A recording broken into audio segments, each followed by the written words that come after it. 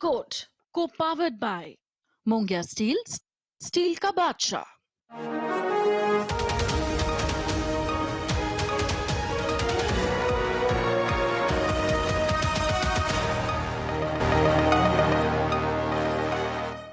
नमस्कार, मैं हूं सुधीर चौधरी और डी कोड के संडे एडिशन में आपका बहुत बहुत स्वागत है। 31 अक्टूबर को देश के पहले गृह मंत्री सरदार वल्लभ भाई पटेल की 150वीं जयंती थी और आज हम बिल्कुल नए तरीके से भारत में उनके योगदान का एक विश्लेषण करेंगे। आज आपको दिखाएंगे कि अगर सरदार पटेल देश के पहले प्रधानमंत्री बन गए होते तो आज का भारत कैसा होता और कितना अलग होता। आज हम पटेल परिवार और नेहरू गांधी परिवार के बीच एक तुलना भी करेंगे। नेहरू गांधी परिवार में कौन कौन लोग हैं, वो क्या करते हैं, किन पदों पर रहे हैं, ये पूरा देश जानता है, आप सब जानते हैं। लेकिन सरदार पटेल के परिवार का क्या हुआ, ये आज आप सबको ज़रूर जानना चाहिए, क्योंकि मुझे नहीं लगता कि आप सरदार पटेल के परिवार में किसी का भी नाम जानते होंगे। इसके बाद आपको ये दिखाएंगे कि क्या पूरी दुनिया में परमाणु हथियारों की रेस फिर से शुरू होने वाली है। ये सवाल इसलिए उठ रहा है क्योंकि अमेरिका के राष्ट्रपति डोनाल्ड ट्रंप ने अपनी सेना से कहा है कि वो तुरंत प्रभाव से परमाणु परीक्षण की तैयारी शुरू कर दें। आज विश्लेषण ये करेंगे कि अमेरिका को 33 साल के बाद नए परमाणु परीक्षण की ऐसी क्या आवश्यकता पड़ी और दुनिया पर और भारत पर इसका क्या असर पड़ेगा।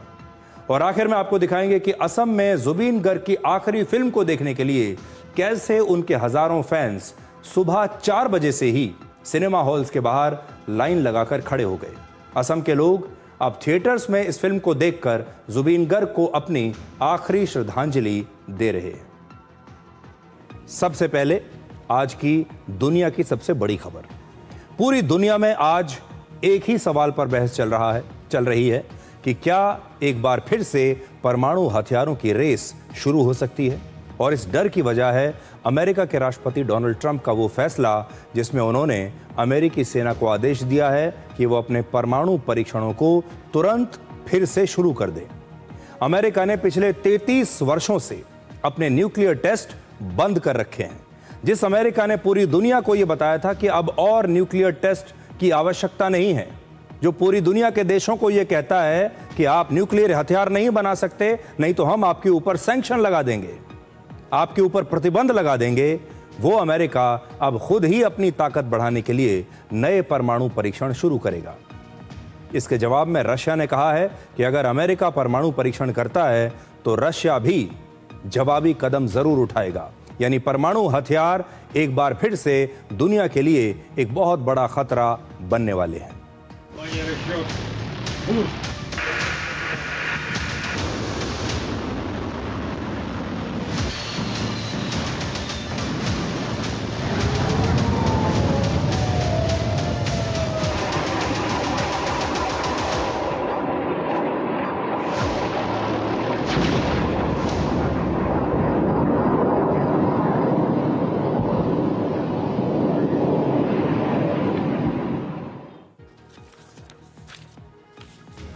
आज से 80 वर्ष पहले अमेरिका ने जुलाई 1945 में दुनिया का पहला न्यूक्लियर टेस्ट अमेरिका के न्यू मैक्सिको में करके परमाणु युग की शुरुआत की थी और इस परमाणु परीक्षण का नाम था ट्रिनिटी। और उसके बाद अगले ही महीने अगस्त 1945 में अमेरिका ने जापान के हिरोशिमा और नागासाकी शहर पर 2 परमाणु बम गिराकर लाखों लोगों की हत्या कर दी थी। हिरोशिमा और नागासाकी के बारे में आप सब ने इतिहास की किताबों में पढ़ा होगा, आप सब इसके बारे में जानते होंगे। और इसके 4 साल बाद अगस्त 1949 में रशिया ने भी अपना पहला न्यूक्लियर बॉम्ब तैयार कर लिया था। और उस जमाने में ये कोल्ड वॉर का जमाना था, जब रशिया और अमेरिका, यूएसएसआर और अमेरिका 2 सुपर पावर्स हुआ करते थे, 2 धुरी थी दुनिया की राजनीति की। और इन दोनों के बीच में एक कंपटीशन चलता था कि किसके पास कितने हथियार हैं, चाहे वो टेक्नोलॉजी का मामला हो या फिर परमाणु हथियारों का मामला हो। अब आपको बताते हैं कि अमेरिका दोबारा से परमाणु परीक्षण क्यों करना चाहता है। इसकी एक बड़ी वजह है रशिया के 2 नए हथियार। पहला, रशिया ने परमाणु ऊर्जा से चलने वाले एक अंडर वाटर ड्रोन का सफल परीक्षण कर लिया है और इसका नाम है पोसाइडन। ग्रीक माइथोलॉजी में इन्हें महासागर और भूकंपों का देवता माना जाता है, इसीलिए यह नाम रखा गया है पोसाइडन। परमाणु ऊर्जा की वजह से यह अंडर वाटर ड्रोन हजारों किलोमीटर की दूरी तय कर सकता है और यह पूरी दुनिया का चक्कर भी लगा सकता है। यानी इसकी कोई रेंज है ही नहीं, इसकी रेंज अनंत है, पूरी दुनिया का चक्कर लगा सकता है। सबसे बड़ी बात यह है कि इससे परमाणु हमला किया जा सकता है और रशिया कहता है कि इस ड्रोन को रोकना मुश्किल ही नहीं, नामुमकिन है। और दूसरा, इसी महीने रशिया ने दुनिया की पहली ऐसी मिसाइल का परीक्षण किया है जो परमाणु ऊर्जा से चलती है और इस मिसाइल की रेंज भी अनलिमिटेड है, यानी यह भी हजारों किलोमीटर तक की दूरी तय कर सकती है। और क्योंकि ये इस प्रकार से बनाई गई है कि इसे भी रोक पाना बहुत मुश्किल है। मिलिट्री एक्सपर्ट्स के मुताबिक रशिया की इस मिसाइल और अंडर वाटर ड्रोन की वजह से दुनिया में परमाणु हथियारों की एक नई रेस शुरू हो सकती है, क्योंकि ये दो ऐसे हथियार हैं जो रशिया से निकलकर पूरी दुनिया में कहीं भी जाकर हमला कर सकते हैं। पूरी दुनिया इनकी रेंज में है। अमेरिका के परमाणु परीक्षण की एक और वजह है और वो है चीन का बहुत तेज रफ्तार से अपने परमाणु हथियारों को बनाना। चीन के पास इस समय 600 न्यूक्लियर वॉरहेड्स हैं और वर्ष 2035 तक यह संख्या 1,500 तक पहुंच सकती है। 33 साल के बाद आखिर अमेरिका को नए परमाणु परीक्षण की ऐसी क्या जरूरत पड़ी, इस पर आप खुद राष्ट्रपति ट्रंप का ही यह बयान सुनिए। We have more nuclear weapons than anybody. We don't do testing. We've halted it many years ago. But with others doing testing, I think it's appropriate that we do also. It'll be announced. We have test sites. It'll be announced. America ने अपने आखिरी परमाणु परीक्षण 33 साल पहले वर्ष 1992 में किया था। इस बात को याद रखिएगा आप, 33 साल से अमेरिका ने कोई परमाणु परीक्षण नहीं किया है और संभव है कि अब अमेरिका की सेना नए न्यूक्लियर टेस्ट करके यह जांचना चाहती हो कि उनके न्यूक्लियर वॉरहेड्स आखिरकार कितने असरदार हैं, कितने शक्तिशाली हैं और कितने भरोसेमंद हैं। जरा चेक करके तो देखें। अमेरिकी मिलिट्री एक्सपर्ट्स के मुताबिक दोबारा परमाणु परीक्षण शुरू करने में कई वर्षों का समय लग सकता है। यह अचानक से नहीं हो पाएगा, क्योंकि इसके लिए फिर से एक जगह तैयार करनी होगी जहां पर यह परमाणु परीक्षण किया जा सके और अमेरिका में ऐसा करने वाले एक्सपर्ट्स की भी कमी है। अनुमान है कि अब सिर्फ एक परमाणु परीक्षण करने पर 800 से 900 करोड़ रुपए का खर्चा आता है। एक परमाणु परीक्षण पर 800 से 900 करोड़ रुपए का खर्चा। इससे पहले अमेरिका में हुए परमाणु परीक्षणों से रेडिएशन फैलने की वजह से 41,000 से ज्यादा लोगों को 23,000 करोड़ रुपए से ज्यादा का मुआवजा देना पड़ा था। अब न्यूक्लियर टेस्ट दोबारा शुरू होने के बाद पर्यावरण और आम जनता पर भी इसका बुरा असर पड़ सकता है। यह फैक्टर भी अमेरिका को ध्यान में रखना होगा। अब आपको यह बताते हैं कि पूरी दुनिया में अब तक कितने परमाणु परीक्षण हो चुके हैं। वर्ष 1945 से लेकर आज तक, यानी करीब 80 वर्षों में पूरी दुनिया में 2000 से ज्यादा परमाणु परीक्षण हुए हैं और इनमें से लगभग आधे परमाणु परीक्षण अकेले अमेरिका ने किए हैं। अमेरिका ने अब तक 1032 परमाणु परीक्षण किए हैं। इस लिस्ट में दूसरे नंबर पर रशिया है, जिसने अब तक 715 परमाणु परीक्षण किए हैं। 210 परमाणु परीक्षणों के साथ फ्रांस तीसरे नंबर पर है। फ्रांस ने ऐसा इसलिए किया ताकि उसे भी अमेरिका और ब्रिटेन के बराबर की ताकत दुनिया में माना जाए। ब्रिटेन ने 45 परमाणु परीक्षण किए और ये सभी परमाणु परीक्षण ब्रिटेन ने अपने देश में नहीं बल्कि अमेरिका, ऑस्ट्रेलिया और प्रशांत महासागर में किए। चीन ने भी ब्रिटेन के बराबर 45 परमाणु परीक्षण किए हैं। हालांकि चीन अब तेजी से अपने परमाणु कार्यक्रम को और आधुनिक बना रहा है। भारत ने वर्ष 1974 में अपना पहला परमाणु परीक्षण किया था और फिर 1998 में पोखरण में हमने 5 और परमाणु परीक्षण किए। यानी कुल मिलाकर भारत ने अब तक 6 न्यूक्लियर टेस्ट किए हैं। आप याद कीजिए, ये तस्वीरें आपने देखी होंगी पोखरण में, जब प्रधानमंत्री वाजपेयी खुद वहां पर गए थे और ये ऐतिहासिक तस्वीरें हैं पोखरण की। अब मैं आपको फिर से वो ग्राफ दिखाता हूं जिसमें आपको पता चलेगा कि दुनिया में किसने कितने परमाणु परीक्षण किए हैं। हम थे भारत पर, जहां भारत ने 6 परमाणु परीक्षण किए हैं। पाकिस्तान ने भी अब तक 6 परमाणु परीक्षण किए हैं और ये सभी 1998 में किए गए थे। और नॉर्थ कोरिया भी अब तक 6 बार परमाणु परीक्षण कर चुका है और ये सभी परमाणु परीक्षण 1945 से लेकर 2017 तक हुए हैं। और 2017 के बाद दुनिया में किसी भी देश ने कभी भी कोई परमाणु परीक्षण नहीं किया। तो 2017 में ये परमाणु परीक्षण रुक गए।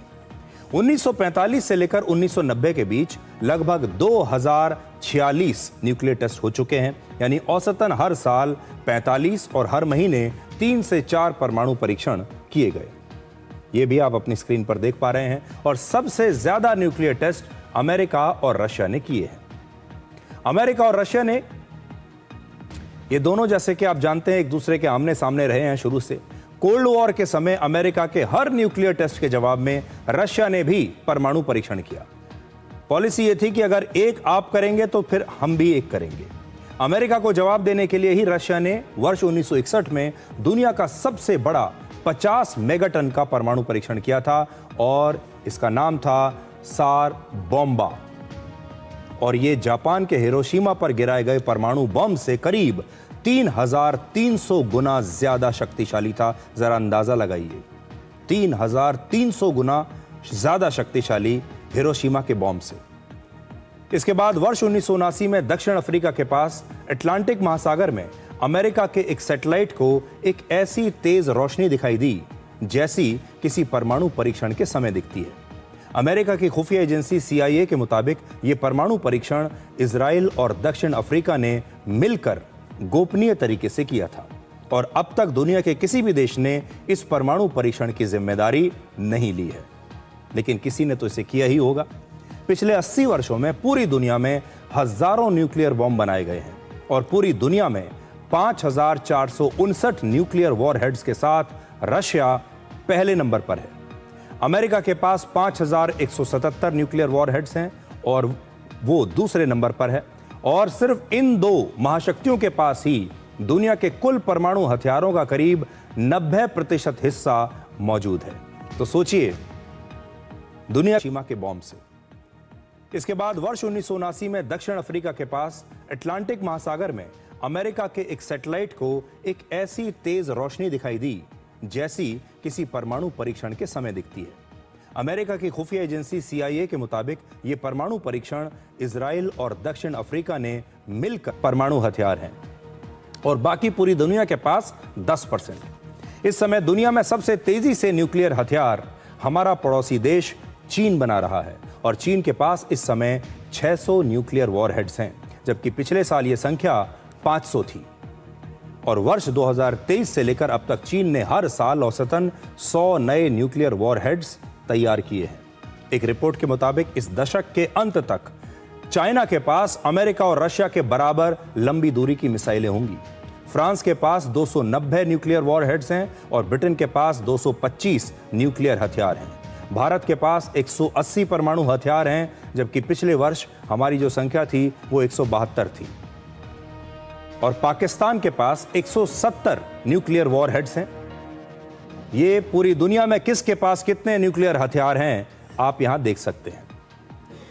भारत की नई मिसाइलों को शांति काल में भी सुरक्षित तरीके से न्यूक्लियर वॉरहेड्स के साथ रखा जा सकता है। यानी अगर भारत पर किसी भी देश ने कभी परमाणु हमला किया तो इन मिसाइलों की मदद से उन्हें तुरंत ही जवाब दिया जा सकता है।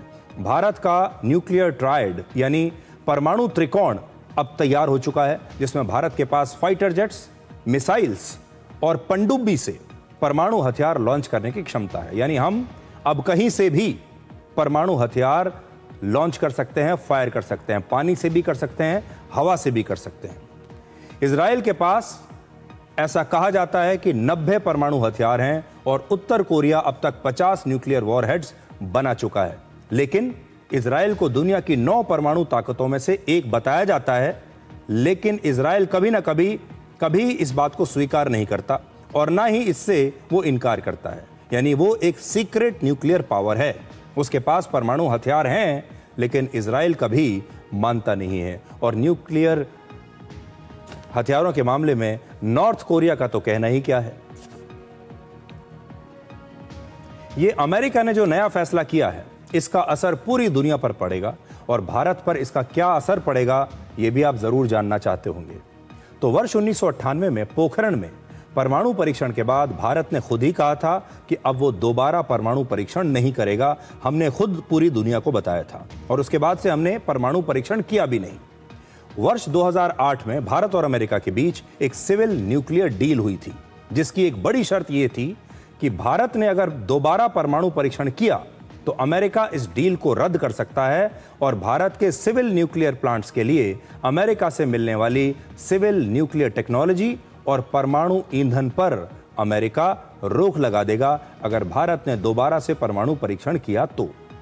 हालांकि अगर अमेरिका परमाणु परीक्षण कर रहा है तो भारत भी अपने राष्ट्र हित में अपनी सुरक्षा को ध्यान में रखते हुए न्यूक्लियर टेस्ट कर सकता है। अगर अमेरिका यह कर रहा है, रशिया अगर यह करने का फैसला लेता है तो फिर भारत को भी कौन रोकेगा।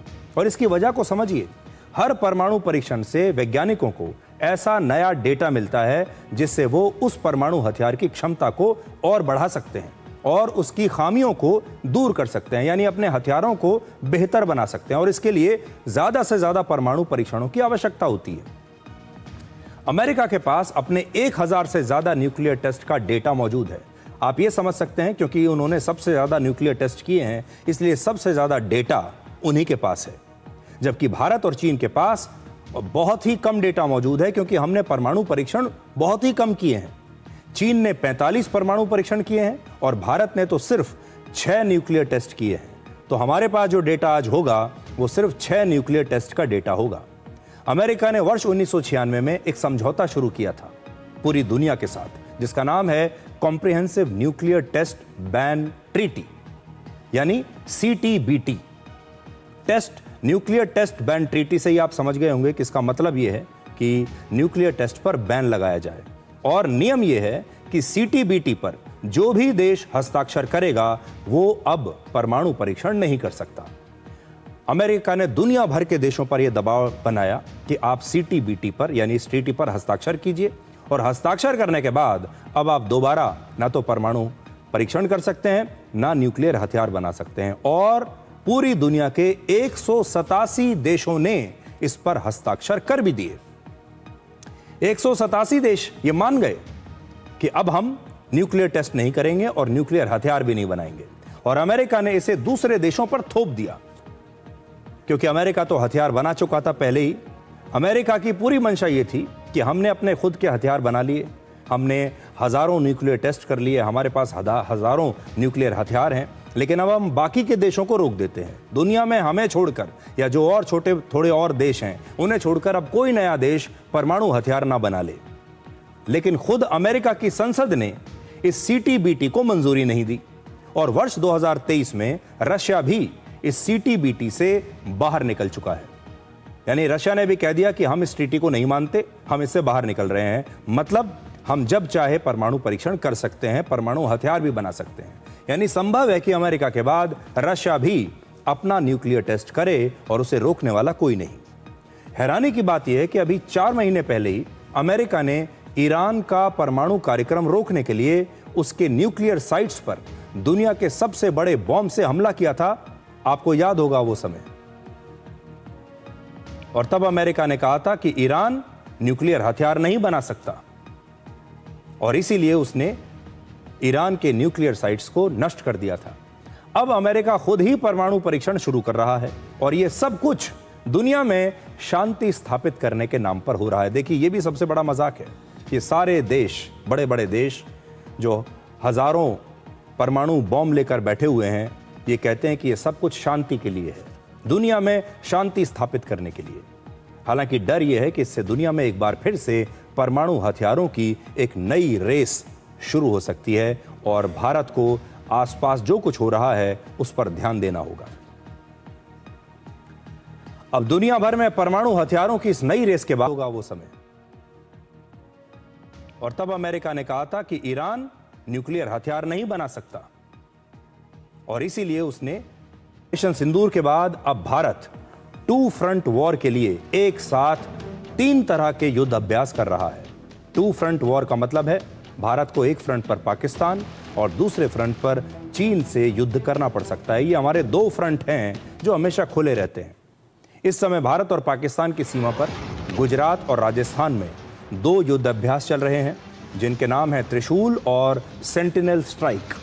और चीन के पास लद्दाख के ऊंचे पहाड़ों में भारतीय सेना अपने तोपखाने और ड्रोन्स के साथ एक और युद्ध अभ्यास कर रही है, जिसका नाम है अस्त्र शक्ति, जिसमें भारतीय सेना के रॉकेट्स, होवित्जर तोपें और ड्रोन्स एक साथ मिलकर इतनी ऊंचाई पर बैठे दुश्मनों पर हमला कर रहे हैं, उसकी प्रैक्टिस कर रहे हैं। इस हमले में ड्रोन्स ने दुश्मनों की निगरानी करके उनकी लोकेशन तोपखाने को दी, जिसके बाद उन पर रॉकेट्स और तोप की मदद से हमला किया गया।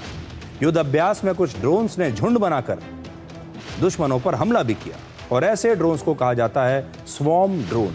इन छोटे छोटे ड्रोन्स को रोकना बहुत मुश्किल होता है।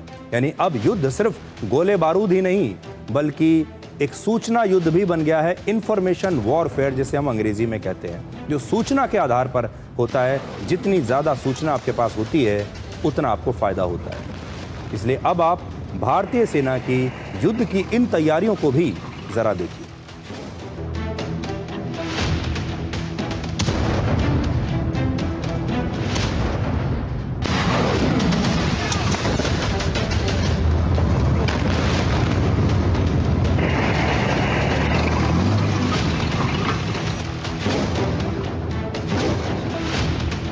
यानी अब युद्ध सिर्फ गोले बारूद ही नहीं, बल्कि एक सूचना युद्ध भी बन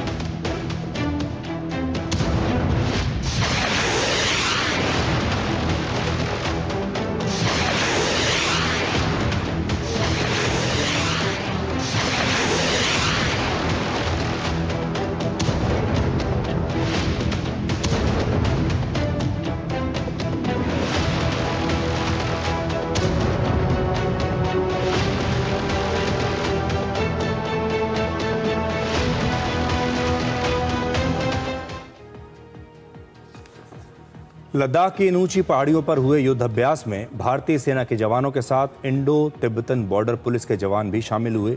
और यही वो जगह है जहां पर वर्ष 2020 में भारत और चीन की सेनाओं के बीच गलवान घाटी में एक हिंसक संघर्ष हुआ था। हमारा देश कैसे भूल सकता है उसे। ऑपरेशन सिंदूर के बाद युद्ध का तरीका बदल चुका है। अब ड्रोन्स और लंबी दूरी तक हमला करने वाले हथियार एक बहुत महत्वपूर्ण भूमिका निभा रहे हैं। अब बात करते हैं भारत के पहले गृह मंत्री सरदार वल्लभ भाई पटेल की। सरदार पटेल भारत के पहले उप प्रधानमंत्री और गृह मंत्री थे, और उन्हें लौह पुरुष भी कहा जाता है। आज़ादी के समय कांग्रेस पार्टी और देश के लोगों की इच्छा थी कि वल्लभ भाई पटेल जवाहरलाल नेहरू की जगह भारत के पहले प्रधानमंत्री बने। सबकी इच्छा ये थी, लेकिन महात्मा गांधी की इच्छा कुछ और थी, और उनकी इच्छा की वजह से सरदार पटेल की बजाय जवाहरलाल नेहरू भारत के पहले प्रधानमंत्री बन गए।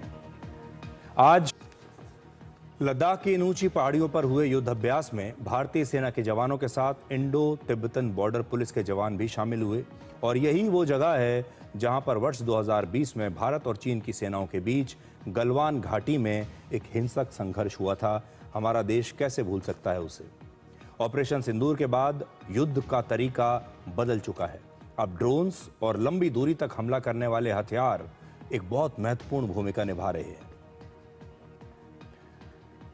अब बात करते हैं भारत के पहले गृह मंत्री सरदार पटेल के बारे में हम एक अलग तरह का विश्लेषण करना चाहते हैं, और आपको यह बताना चाहते हैं, चाहे यह सवाल काल्पनिक ही है, कि अगर सरदार पटेल भारत के पहले प्रधानमंत्री बन गए होते तो आज हमारे देश की तस्वीर कितनी अलग होती। आज हम इसी काल्पनिक सवाल को आपके लिए डिकोड करेंगे। वर्ष 2014 से पूरे देश में सरदार पटेल के जन्मदिन को राष्ट्रीय एकता दिवस के रूप में मनाया जाता है। और क्यों मनाया जाता है? क्योंकि हमेशा सरदार पटेल ये चाहते थे कि भारत एक होकर आगे बढ़े। वो हमेशा भारत की एकता पर जोर देते थे, और इसीलिए आज आप सबके लिए संदेश ये है कि एकता में बहुत बल है, हमें एकता के साथ रहना चाहिए। और आज प्रधानमंत्री मोदी ने कहा कि सरदार पटेल शुरुआत से ही भारत में बाकी रियासतों की तरह पूरे जम्मू कश्मीर को भी भारत में मिलाना चाहते थे, लेकिन उस समय जवाहरलाल नेहरू की वजह से वो ऐसा नहीं कर पाए। सरदार साहब चाहते थे जैसे उन्होंने बाकी रियासतों का विलय किया, वैसे ही पूरे एकता के साथ रहना चाहिए। और आज प्रधानमंत्री मोदी ने कहा कि सरदार पटेल शुरुआत से ही भारत में बाकी रियासतों की तरह पूरे जम्मू कश्मीर को भी भारत में मिलाना चाहते थे, लेकिन उस समय जवाहरलाल नेहरू की वजह से वो ऐसा नहीं कर पाए। सरदार साहब चाहते थे जैसे उन्होंने बाकी रियासतों का विलय किया, वैसे ही पूरे कश्मीर का विलय हो, लेकिन नेहरू जी ने उनकी वो इच्छा पूरी नहीं होने दी। कश्मीर को अलग संविधान और अलग निशान से बांट दिया गया। साथियों, कश्मीर पर कांग्रेस ने जो गलती की थी, उसकी आग में देश दशकों तक जलता रहा। कांग्रेस की लचर नीतियों के कारण कश्मीर का एक हिस्सा पाकिस्तान के अवैध कब्जे में चला गया। अगर जवाहरलाल नेहरू की जगह सरदार पटेल भारत के पहले प्रधानमंत्री बन जाते तो जम्मू कश्मीर को लेकर शायद कभी विवाद ना होता। भारत और पाकिस्तान के बीच कश्मीर कभी मुद्दा ही नहीं बनता। ये इतिहास की बात है जिसे अब हम बदल नहीं सकते। लेकिन अगर सरदार वल्लभ भाई पटेल देश के पहले प्रधानमंत्री बनते तो भारत की तस्वीर आज कुछ अलग होती। पीओके शायद आज भारत का हिस्सा होता, क्योंकि सरदार पटेल कश्मीर का मुद्दा लेकर कभी संयुक्त राष्ट्र में नहीं जाते और ना ही यह मुद्दा किसी अंतर्राष्ट्रीय मंच पर पहुंच पाता। चीन और पाकिस्तान के खिलाफ हमारी विदेश नीति कहीं ज्यादा कठोर होती। सरदार पटेल चीन पर कभी भरोसा नहीं करते थे और चीन के प्रति जवाहरलाल नेहरू की नर्म नीति से वो हमेशा असहमत रहते थे। भारत संयुक्त राष्ट्र की सुरक्षा परिषद का स्थायी सदस्य भी हो सकता था। चीन से पहले भारत को सुरक्षा परिषद का स्थायी सदस्य बनने का प्रस्ताव मिला था, लेकिन तब जवाहरलाल नेहरू ने चीन को सदस्य बनाने का समर्थन किया था। लेकिन अगर सरदार पटेल प्रधानमंत्री होते तो वैसा कभी नहीं करते। अगर सरदार पटेल प्रधानमंत्री बन गए होते तो भारत में नक्सलवाद, खालिस्तान और उल्फा जैसे अलगाववादी आंदोलन शायद कभी शुरू ही ना होते। सरदार पटेल हमेशा देश की एकता के लिए बहुत कठोर फैसले लेते थे। उन्होंने आजादी के बाद देश की 562 रियासतों का भारत में विलय किया था। हैदराबाद और जूनागढ़ रियासत को भारत का हिस्सा बनाने के लिए उनके खिलाफ सेना का भी प्रयोग किया था। और शायद आज हमारे सिस्टम में टुकड़े टुकड़े गैंग और अर्बन नक्सल्स की कोई जगह ना होती अगर वो प्रधानमंत्री बन गए होते। शायद इन शब्दों का हमारे देश में जन्म ही ना हुआ होता। सरदार पटेल धर्म की राजनीति के बहुत खिलाफ थे। उन्होंने मुस्लिम लीग जैसी धार्मिक राजनीतिक पार्टियों का खुलकर विरोध किया था। अगर वो प्रधानमंत्री बन जाते तो भारत में मुस्लिम तुष्टीकरण की राजनीति ना होती और भारत में चुनाव में बार बार जो मुसलमानों का प्रयोग किया जाता है मुस्लिम तुष्टीकरण के लिए, वो ना होता। यूनिफॉर्म सिविल कोड जैसे कानून बहुत पहले भारत में लागू हो चुके होते। अगर सरदार पटेल भारत के पहले प्रधानमंत्री होते तो शायद भारत की आर्थिक स्थिति भी कहीं ज्यादा बेहतर होती। उनकी आर्थिक सोच नेहरू से बिल्कुल अलग थी। सरदार पटेल इस तरह के समाजवाद के पक्ष में नहीं थे जिसमें सरकार का हर चीज पर नियंत्रण हो और प्राइवेट कंपनियों को बढ़ावा ना मिले। सरदार पटेल मातृभाषा और हिंदी भाषा को प्राथमिकता देते थे। अगर वो प्रधानमंत्री होते तो देश की भाषा और हमारी जो भाषा नीति है वो बिल्कुल अलग होती। आज हिंदी भाषा को ज्यादा सम्मान मिलता। लोग हिंदी अपनी मातृभाषा में बात करने में हिचकिचाते नहीं। सरकार, न्यायपालिका और बड़ी बड़ी प्राइवेट कंपनियों में ज्यादातर कामकाज अंग्रेजी में ना होता। चीन, Japan, Russia, France, south Korea जैसे देशों की तरह हमारे देश में भी सारा कामकाज, पढ़ाई लिखाई हमारी अपनी भाषा में होती। सरदार पटेल देश को शक्तिशाली बनाने की बात करते थे, जबकि जवाहरलाल नेहरू डिफेंस से ज्यादा अंतर्राष्ट्रीय कूटनीति पर जोर देते थे। सुरक्षा से ज्यादा उन्हें विदेश नीति का शौक था। शायद इसीलिए उन्होंने हमारी सेना को आधुनिक और बहुत ताकतवर नहीं बनाया। सरदार पटेल अगर प्रधानमंत्री बन जाते तो शायद भारत को आजादी के बाद परमाणु बम बनाने में 27 साल भी नहीं लगते, उससे पहले ही हम ये काम कर लेते। सरदार पटेल अगर प्रधानमंत्री होते तो चीन के साथ जो हमारा पहला युद्ध हुआ था उसका नतीजा भी कुछ और होता। प्रधानमंत्री मोदी ने सरदार पटेल के परिवार के लोगों से मुलाकात की और सरदार पटेल के पोते गौतम भाई पटेल करीब 80 वर्ष के हैं और आज भी गुजरात के वडोदरा में रहते हैं। आज सरदार पटेल के परिवार के लोग राजनीति से बहुत दूर हैं और एक आम आदमी की तरह अपनी जिंदगी बिता रहे हैं। आप में से ज्यादातर लोग जानते भी नहीं होंगे कि सरदार पटेल के परिवार में, उनके खानदान में कौन कौन लोग हैं, वो कहां पर हैं और वो क्या करते हैं, क्योंकि ये सभी लोग आज एक गुमनाम जिंदगी जी रहे हैं। आप सब की तरह देश के एक आम नागरिक की तरह रह रहे हैं। अब आपको सरदार पटेल की बेटी मणिबेन पटेल के बारे में हम बताते हैं। और ये बात मैं आज आपसे क्यों कर रहा हूं, ये हम तुलना कर रहे हैं नेहरू परिवार के और पटेल परिवार के बीच की। नेहरू परिवार बाद में नेहरू गांधी परिवार बना। उस परिवार में कौन कौन लोग हैं, वो किस पदों पर रहे, आज उनमें से कौन लोग हैं, ये पूरा देश जानता है कि नेहरू गांधी परिवार में कौन कौन है, किस किस पद पर गए। लेकिन आप ये नहीं जानते होंगे कि सरदार पटेल के परिवार में कौन है। तो आइए आज इन दोनों के परिवारों की एक तुलना करते हैं। और मैं आपको जो शुरू में बता रहा था, सरदार पटेल अगर प्रधानमंत्री बन गए होते तो हमारे देश की राजनीति में ये परिवारवाद भी ना होता। आज जो परिवारवाद आप चारों तरफ देख रहे हैं ये ना होता। अब मैं आपको बताता हूं उनकी बेटी मणिबेन पटेल के बारे में। सरदार पटेल की मृत्यु के बाद उनकी बेटी मणिबेन पटेल भी राजनीति में आई थी। कांग्रेस से सांसद भी बनी, लेकिन बाद में उन्होंने कांग्रेस पार्टी को छोड़ दिया था, त्याग दिया था। सरदार पटेल की मृत्यु के बाद उनके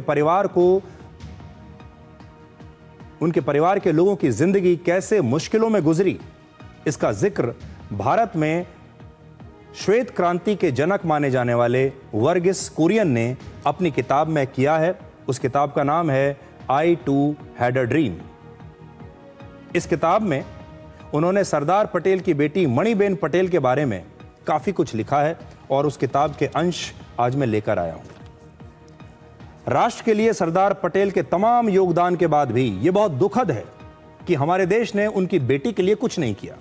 अपने अंतिम वर्षों में जब मणिबेन पटेल की आंखों की रोशनी कमजोर हो रही थी, वो देख नहीं पाती थी, वो अहमदाबाद की सड़कों पर बिना किसी के सहारे के चलती थी और अक्सर लड़खड़ाकर गिर जाया करती थी, तब कोई भी उनकी मदद करने के लिए आता नहीं था। इतनी बुरी स्थिति उनकी हो गई थी।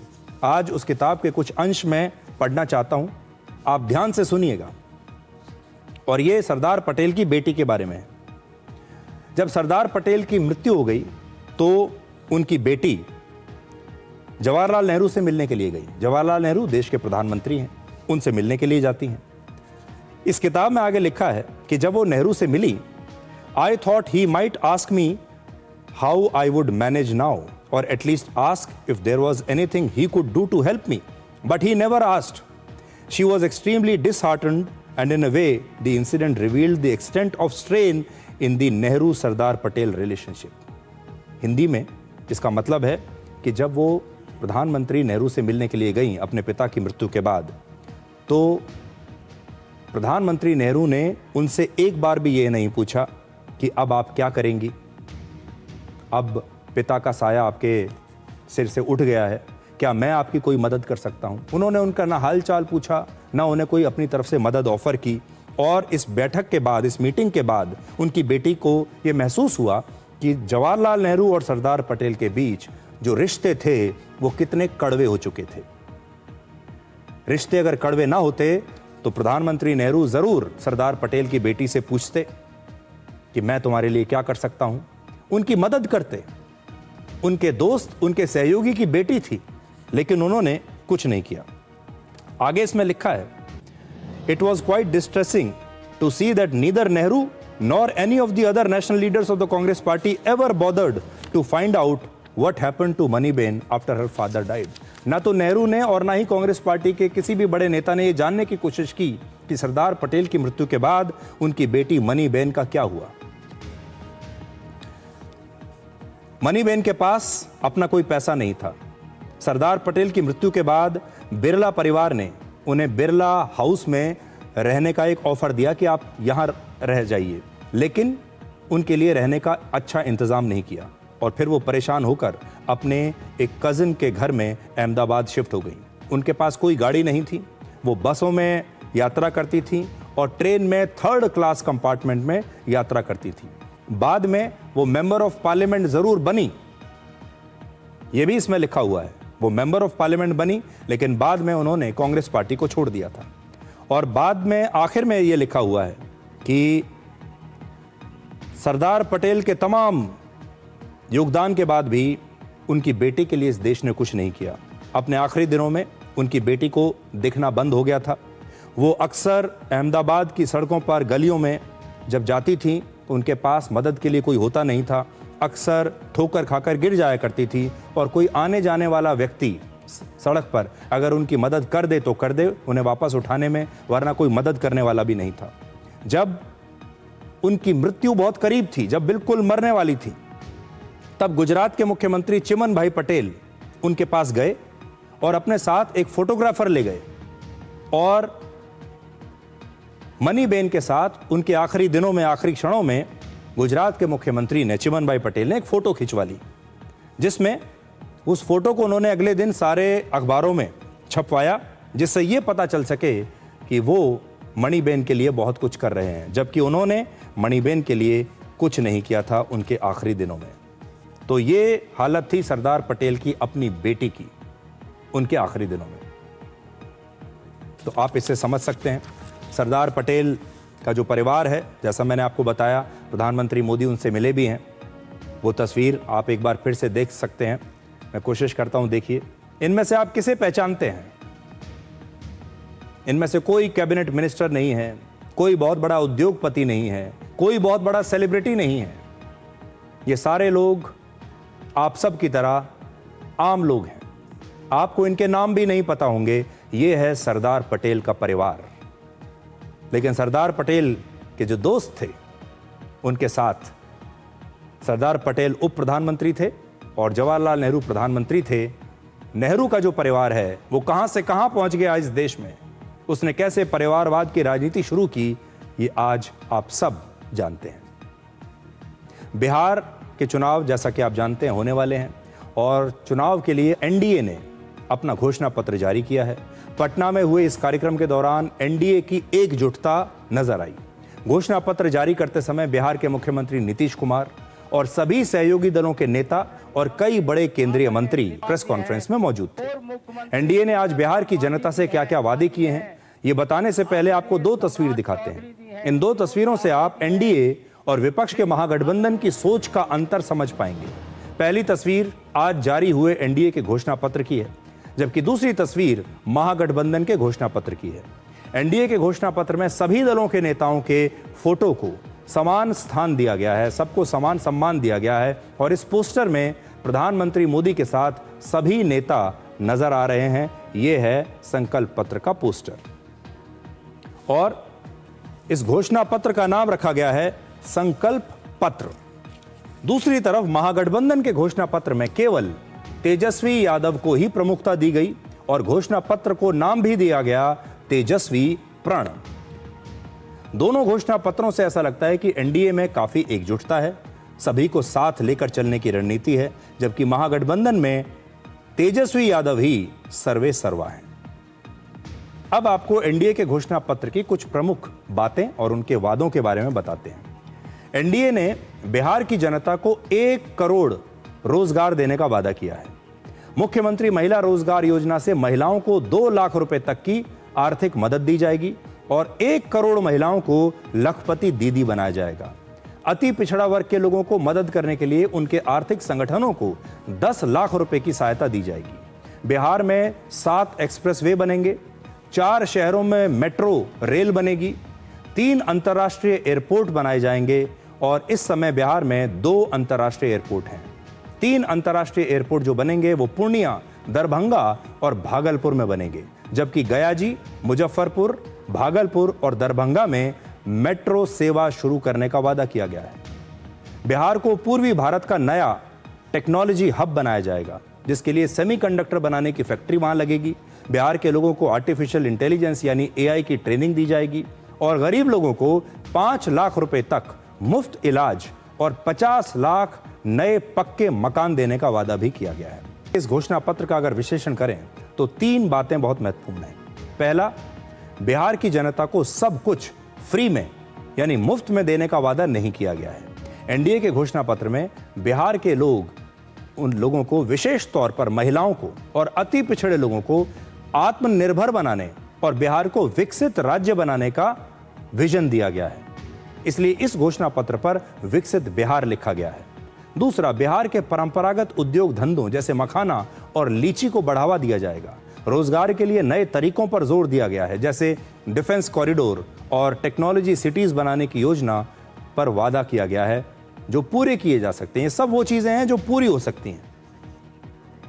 अब आपको NDA और महागठबंधन के घोषणा पत्र के 3 सबसे बड़े अंतर बताते हैं। पहला, NDA ने 1 करोड़ रोजगार देने का वादा किया है, जबकि महागठबंधन ने हर परिवार को सरकारी नौकरी देने का वादा किया है। बिहार में करीब 2 करोड़ 76 लाख परिवार हैं, यानी महागठबंधन 2 करोड़ 76 लाख लोगों को सरकारी नौकरी देने का वादा कर रहा है। दूसरा, NDA ने मुख्यमंत्री महिला रोजगार योजना में 2 लाख तक आर्थिक सहायता और 1 करोड़ लखपति दीदी का वादा किया है, जबकि महागठबंधन ने महिलाओं को हर महीने 2,500 रुपए देने और जीविका दीदी के जो प्रमुख हैं उन्हें 30,000 रुपए की नौकरी देने का वादा किया है। तीसरा, NDA ने हर परिवार को 125 यूनिट मुफ्त बिजली देने का वादा किया, जबकि महागठबंधन ने अपनी सरकार बनने पर 200 यूनिट बिजली मुफ्त देने की बात कही है। यानी बिजली तो दोनों ही मुफ्त दे रहे हैं, NDA 125 यूनिट और महागठबंधन 200 यूनिट, लेकिन NDA उतना ही वादा कर रहा है जितना किया जा सकता है। अब बिहार में लालू यादव और NDA के शासन का फर्क समझिए, और यह फर्क NDA के घोषणा पत्र में ही बताया गया है। इस घोषणा पत्र में कुछ आंकड़े लिखे हैं। 1990 से लेकर 2005 तक बिहार में लालू यादव का शासन था और 2005 से लेकर 2025 तक 20 साल तक NDA का शासन। लालू यादव के समय औसत आर्थिक विकास दर 3% थी, NDA के शासनकाल में 11% हो गई। लालू के राज में बिहार में लोगों की प्रति व्यक्ति आय 7,840 रुपए थी, NDA के राज में ये 66,828 रुपए हो गई। आज से 20 साल पहले बिहार में केवल 22% बिजली थी, यानी केवल 7 से 8 घंटे उपलब्ध थी। आज 100% है, यानी लगभग 2400 घंटे बिजली आ रही है 23 से 24 घंटे के बीच। जो परेड हुई केवड़िया में, इस परेड में BSF के डॉग स्क्वाड ने सबका दिल जीत लिया, और ये जो हमारी खबर है ये डॉग लवर्स के लिए है। इस डॉग स्क्वाड की सबसे खास बात यह है कि इसमें सिर्फ इंडिजिनस डॉग्स यानी भारतीय नस्लों के कुत्ते ही शामिल थे। डॉग स्क्वाड में 2 भारतीय नस्ल के डॉग्स हैं, पहला रामपुर हाउंड और दूसरा है मुधौल हाउंड। इस समय BSF में 150 से ज्यादा भारतीय नस्लों के डॉग्स को ट्रेनिंग दी जा रही है। आप भी जरा भारतीय नस्ल के इन शानदार डॉग्स की ट्रेनिंग देखिए।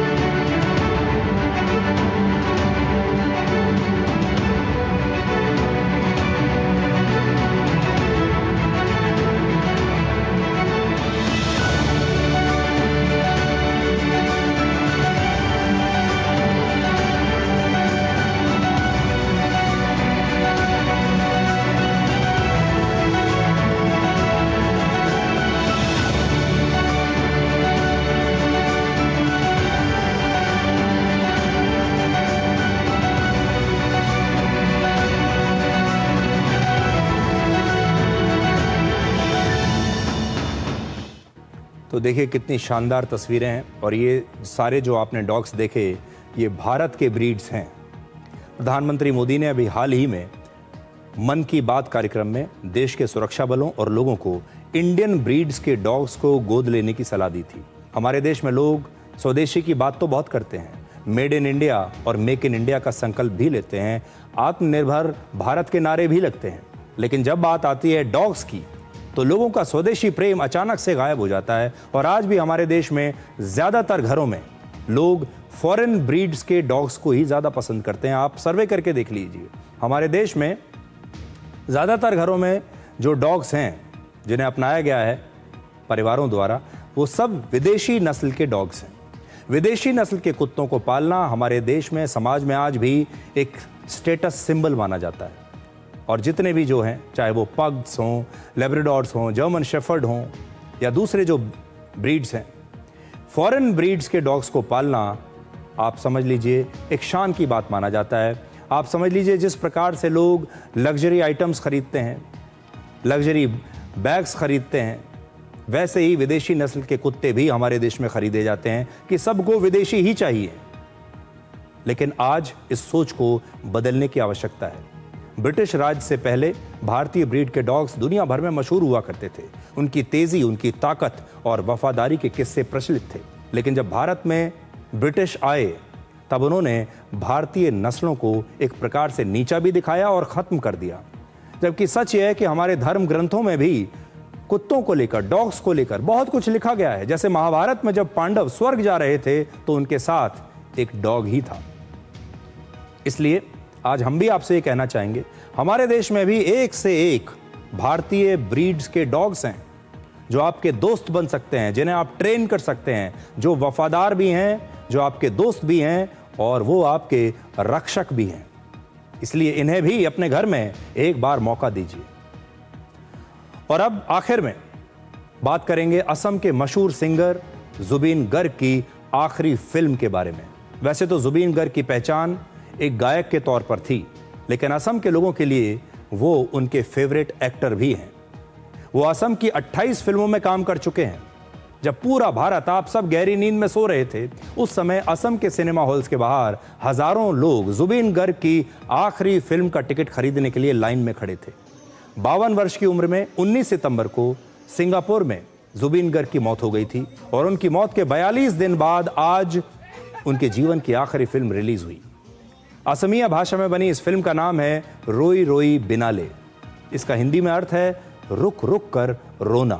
और जुबीन गर्ग के फैंस भी पिछले 43 दिनों से उन्हें याद करके बार बार ऐसे ही रुक रुक कर रो रहे हैं। और ये फिल्म उनके फैंस के लिए एक मरहम की तरह है और फैंस भी वफादारी के किस्से प्रचलित थे। लेकिन जब भारत में ब्रिटिश आए तब उन्होंने भारतीय नस्लों को एक प्रकार से नीचा भी दिखाया और ख़त्म कर दिया। जबकि सच यह है कि हमारे धर्म ग्रंथों में भी कुत्तों को लेकर, डॉग्स को लेकर बहुत कुछ लिखा गया है। जैसे महाभारत में जब पांडव स्वर्ग जा रहे थे तो उनके साथ एक डॉग ही था। इसलिए आज हम भी आपसे ये कहना चाहेंगे, हमारे देश में भी एक से एक आखिरी बार उन्हें उनकी फिल्म देखकर श्रद्धांजलि देना चाहते हैं।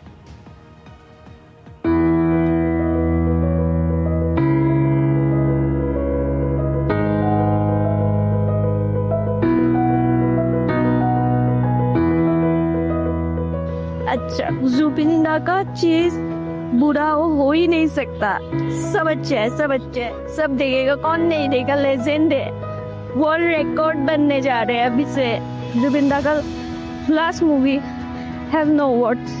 जुबिंदा रहेंगे हमेशा। जुबिंदा, जब तक जुबिंदा का नाम रहेगा तब तक आसाम रहेगा। अभी भी लोगों को टिकट से नहीं मिल रहे हैं। मोर देन 60% एडवांस बुकिंग हो चुका है। ये जो मूवी था, मूवी में थी वो सागर में, मतलब सागर में गया था तैरने के लिए। मूवी में तैर के खून के आ गया, लेकिन उस दिन नहीं रहा। यही हम लोग का एक ऐसा इतिहास रचा दिया जुबिंदा ने जाते जाते कि दुनिया में कहीं पहली बार नहीं हुआ है, ऐसा नहीं हुआ है। सुबह 4:25 में आज तक कहीं कोई शो नहीं लगा है जो यहाँ पे लगा है पहली बार। ऐसा लगा कि कुछ जुबिंदा बोल रहा है, ऐसा लगा।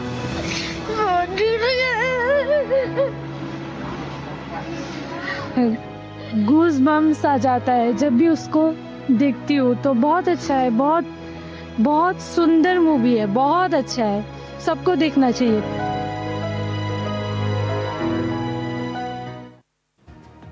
असम के सिनेमा हॉल्स में ऐसा पहली बार हुआ है जब सुबह 4:25 पर किसी फिल्म का शो रखा गया है। पूरे असम में जब तक जुबिना का नाम रहेगा तब तक असम रहेगा। अभी भी लोगों को टिकट से नहीं मिल रहे हैं। मोर देन 60% एडवांस बुकिंग हो चुका है। ये जो मूवी था मोदी में थी वो सागर में मतलब सागर में गया था तैरने के लिए।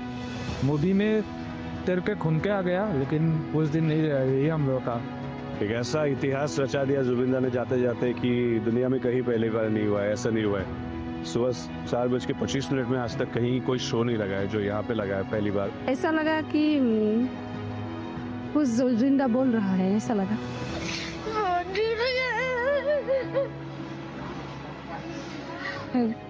गूज बम्स आ जाता है जब भी उसको देखती हूँ। तो बहुत अच्छा है, बहुत बहुत सुंदर मूवी है, बहुत अच्छा है, सबको देखना चाहिए।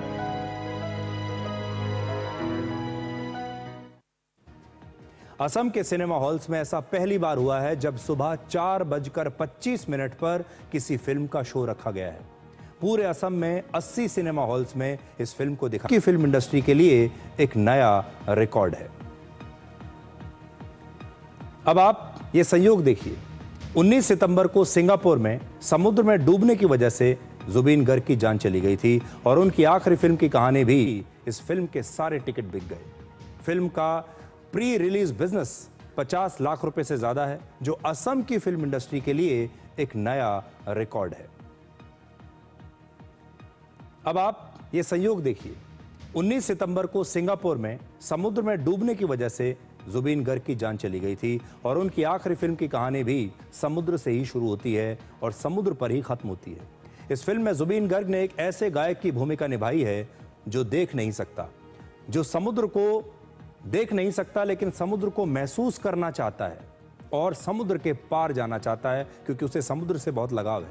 इस फिल्म को जुबीन अपना ड्रीम प्रोजेक्ट मानते थे। इस फिल्म की कहानी जुबीन ने 19 साल पहले ही लिख ली थी। फिर वर्ष 2022 में इस फिल्म की शूटिंग शुरू हुई और इसी साल ये फिल्म पूरी कर ली गई। 31 अक्टूबर को इस फिल्म की रिलीज डेट भी खुद जुबीन गर्ग ने ही तय की थी। तब वो ये नहीं जानते थे कि तब तक वो नहीं रहेंगे। जिंदगी भी देखिए कितनी बेवफा होती है। मौत सही समय पर आती है। मौत जानती थी कि इस फिल्म की रिलीज से पहले उसे आना है। जुबीन गर्ग की पत्नी गरिमा सैकिया गर्ग ने एक नोट शेयर किया है लोगों के साथ। इस नोट को खुद जुबीन गर्ग ने अपनी मौत से 4 दिन पहले 15 सितंबर को लिखा था। आपकी स्क्रीन पर है। उन्होंने लिखा, मेरी नई फिल्म जरूर आइए और देखिए, प्यार से जुबीन-दा। जुबीन गर्ग का ये नोट उनके चाहने वालों के बीच उनका आखिरी विदाई का संदेश बन गया है और इस नोट का असर ये हुआ कि उनके फैंस न सिर्फ बड़ी संख्या में फिल्म देखने जा रहे हैं, बल्कि जगह जगह फिल्म का पोस्टर चिपकाकर खुद ही इस फिल्म का प्रमोशन भी कर रहे हैं। प्यार देखिए, ऐसा प्यार कितने लोगों को नसीब होता है, ऐसा प्यार कितने फिल्म स्टार्स को नसीब होता है। जुबीन गर्ग बहुत किस्मत वाले हैं, लेकिन उनकी किस्मत खराब भी है, क्योंकि इतनी शानदार फिल्म, उनकी जो सपनों की फिल्म थी, उसके रिलीज होने से पहले जुबीन गर्ग इस दुनिया से चले गए और आज अपनी उस फिल्म की सफलता को देखने के लिए वो खुद मौजूद नहीं है। इसलिए जिंदगी और मौत का ये जो रहस्य है, ये कभी किसी को समझ में नहीं आता। तो आज डिकोड में इतना ही। अब आपसे हमारी अगली मुलाकात होगी कल यानी सोमवार रात 9 बजे, जब हम और आप मिलकर एक नए सप्ताह की शुरुआत करेंगे। तब तक आप खुश रहिए, सुरक्षित रहिए, स्वस्थ रहिए। नमस्कार।